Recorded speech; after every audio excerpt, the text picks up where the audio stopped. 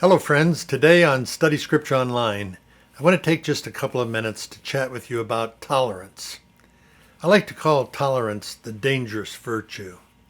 One doesn't normally think of virtues as being dangerous, but probably any virtue, love, patience, peace, even honesty, can become dangerous if taken too far, or if it's applied in the wrong way, or employed with the wrong motive. Have you ever heard the term brutal honesty? Tolerance is a rather hard trait to get a handle on. If I were to ask you if you are a tolerant individual, I imagine nearly everyone would say, yes, of course. The reason is that we tend to rate ourselves by comparison to others and to attach labels other than tolerant to those who are different from us. Those who are more tolerant we label as liberal or wishy-washy compromisers, while those less tolerant we call bigoted or nitpickers.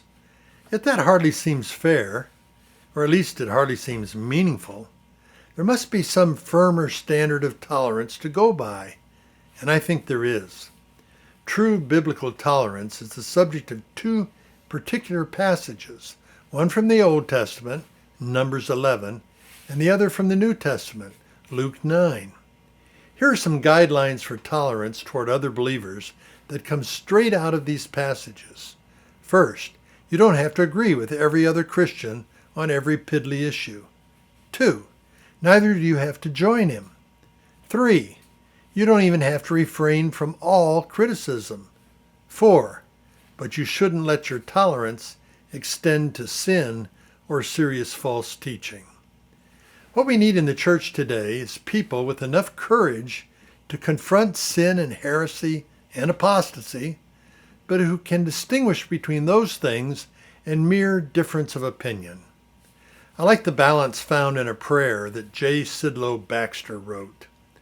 He said, Lord, fill me with true love for all, for Roman Catholics, for liberals, for heretics and extremists, and for all others who differ from me. But may it never be in a way which betrays the clear truths of your inspired word, for they are the truths which alone can save them as well as me. For further exploration of this topic, click the link below. It'll take you to a sermon entitled, Is Tolerance a Virtue or a Vice?